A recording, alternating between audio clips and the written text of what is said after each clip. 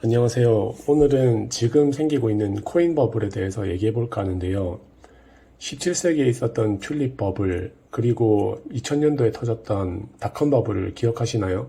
그 역사책에 나올 만한 버블이 지금 생기기 시작한 것 같아서 그 버블이 어떻게 만들어지고 있고 왜 제가 버블이라고 확신하는지에 대해서 그 생각들을 공유해 보고자 합니다. 지금 비트코인 하나에 7,700만 원 정도 하는데요. 이 비트코인을 하나하나 다 모은 시가총액이 1000조 정도 됩니다.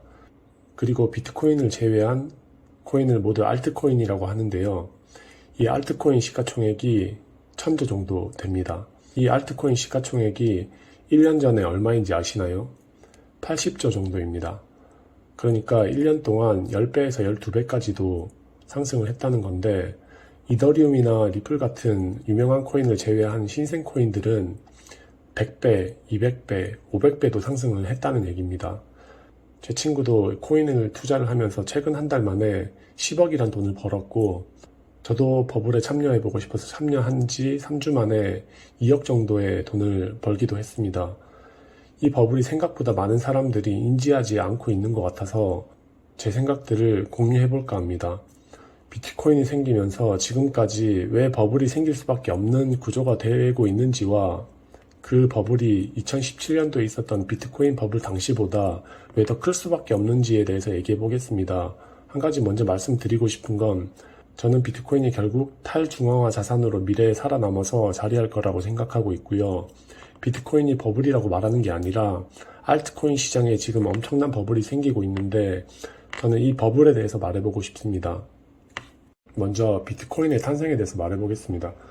다들 아시겠지만 비트코인은 중앙화된 화폐 문제를 인지하고 사토시 나카모토라는 사람이 위조할 수도 없고 변조할 수도 없는 분산화 저장이라는 개념을 도입해서 거래 기록을 아주 많은 컴퓨터에 분산해서 저장하도록 한 개념입니다. 그 과정에서 다수의 기록자들을 참여시킬 수 있는 방법으로 코인이라는 것을 보상으로 주기로 했고, 데이터를 계산하고 저장하는 역할을 하는 채굴이라는 개념이 생겨났습니다. 여기서 보상으로 준 코인은 처음에는 아무런 가치를 가질 수가 없었습니다. 왜냐하면 그 코인이 필요한 사람이 없었으니까요. 처음에는 그 코인은 아무런 가치가 없었습니다. 근데 아무 가치가 없던 이 코인은 어느 순간부터 약간씩 거래라는 게 생겼고, 그것을 거래할 수 있게 만든 거래소라는 게 생겼습니다. 이 거래소가 생기면서 가격이라는 게 생겼고, 큰 변동성을 가졌지만 지속적으로 가격이 상승하게 됐습니다. 기본적으로는 블록체인 기술에 대한 믿음이 밑바탕이 되었겠지만, 그 지속적으로 가격이 상승할 수 있었던 건 수많은 거래소들이 생기면서 이게 돈이 되니까 천문학적인 금액으로 마케팅을 했고, 새로운 사람들이 비트코인 거래 시장에 참여하는 비율이 높아지는 만큼, 그게 유지되는 만큼은 계속해서 가격 상승이 있을 수밖에 없었던 겁니다. 이 거래소의 탄생이 가격 상승을 만들어낼 수밖에 없는 구조였고, 이 거래소가 지금의 코인 버블에 중요한 역할을 하게 됩니다. 그리고 이 버블을 이해하려면 첫 번째 알트코인인 이더리움에 대해서도 알 필요가 있는데요.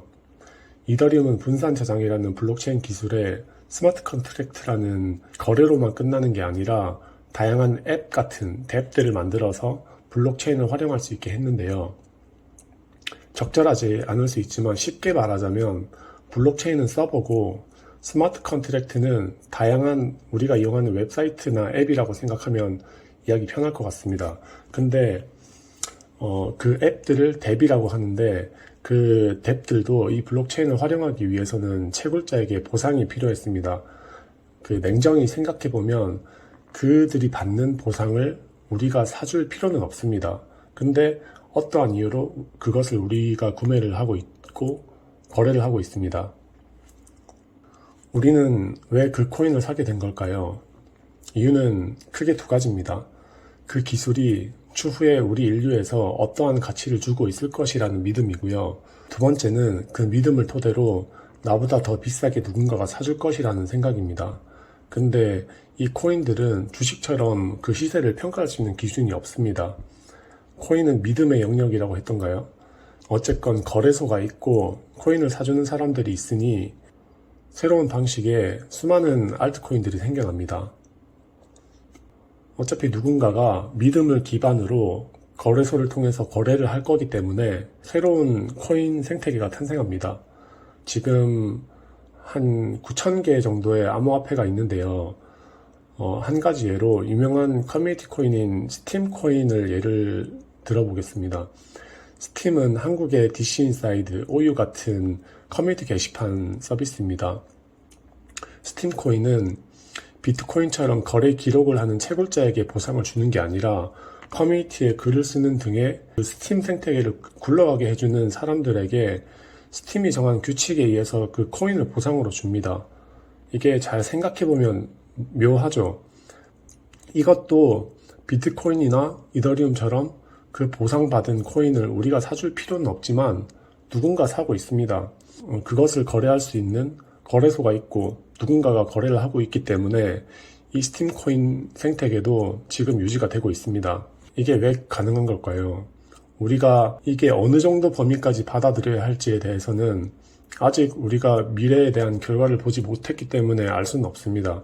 유시민 같은 부정론자들은 받은 그 보상을 우리가 사줄 이유가 없기 때문에 사기라고 말하고 있고, 긍정론자들은 새로운 코인 생태계가 탄생했기 때문에 받아들여야 한다고 말하고 있습니다. 저는 이게 유지될 수 있는 가장 큰 두 가지 요건이 욕망과 거래소라고 생각하는데요.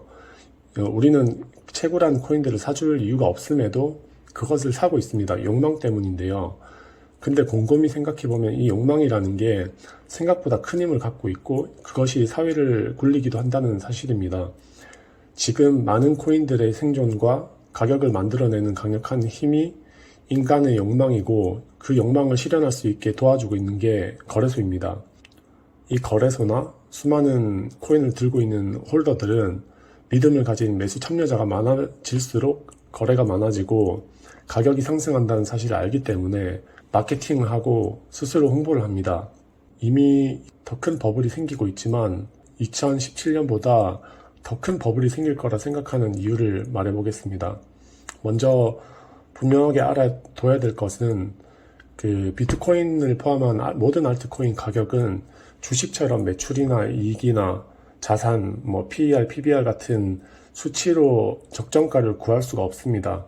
앞서 말했던 것처럼 온전히 매수, 매도 힘에 의해서 결정이 됩니다. 그러니까 계속 매도자보다 더 많은 참여자들이 시장에 들어와서 비싸게 매수를 할 수 있게 되면 오르게 되어 있고, 매수자가 적고 매도하려는 사람의 비율이 많다면 가격이 하락하게 되어 있습니다. 제가 더 큰 버블이 생길 거라 생각하는 이유 첫 번째는 디파이인데요. 코인 시장에 참여해 보신 분이라면 다들 아실 개념인데 탈중앙 금융을 말하는데요. 쉽게 말해서 은행이 하던 걸 코인으로도 다 할 수 있다고 이해하시면 됩니다. 지금은 코인을 매수하면 그 코인을 디파이 시스템에 예치를 해두면 연 20%, 연 100%까지도 이자를 받을 수 있습니다. 이게 버블하고 무슨 상관인지 바로 감이 안 올 수도 있는데요. 코인을 매수를 하고 연 이자를 받기 위해서 별도로 코인을 빼서 예치를 하게 되면 매수 매도의 싸움에서 매도를 담당할 주체들이 없어집니다. 줄어듭니다.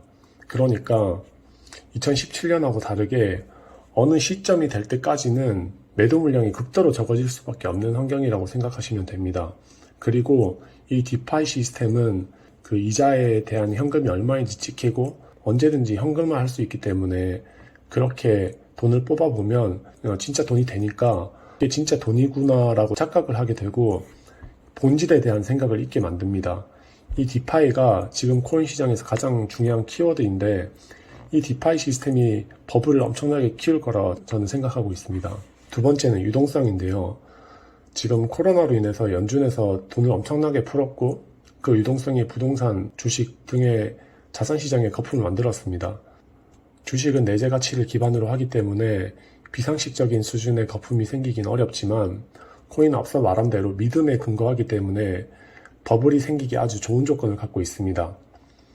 연준에서도 유동성 회수 전략을 10년, 20년에 걸쳐서 조심스럽게 할 수밖에 없을 거고 어느 정도의 기간 동안은 어디론가 풀린 이 유동성이 흘러가야 하는 상황입니다.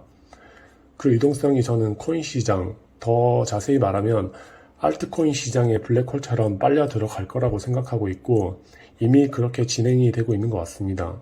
그리고 역사적인 버블에는 공통적인 조건들이 있는데요. 하나는 새로운 기술의 탄생이고요. 하나는 풍부한 유동성이 있을 때고요. 하나는 투기를 하기 좋은 접근성을 가졌을 때입니다. 이 코인 버블에는 모든 조건을 충족하고 있습니다. 그리고 가치가 없는 코인들이 오랜 기간 동안 가치를 가지는 것처럼 보일 거라고 생각하는데요.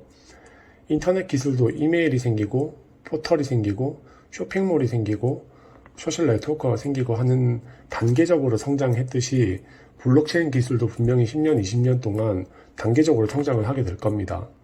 코인 시장은 기술 발전 속도와 실제 가치 변화에 비해서 가격 상승이 빠를 수밖에 없는 구조를 갖고 있습니다.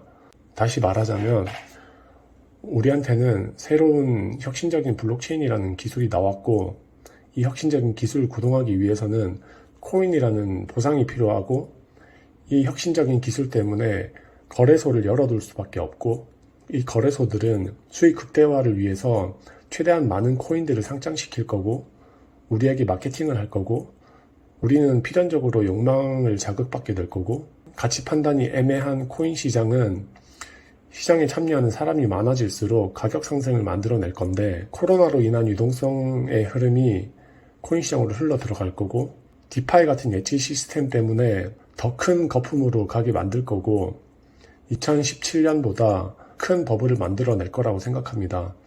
그리고 이 버블의 붕괴 신호는 언제나 그랬듯이 아주 많은 사람들이 참여하게 되는 시점부터일 거고 저는 그 시점이 아직도 오지 않았다고 생각합니다.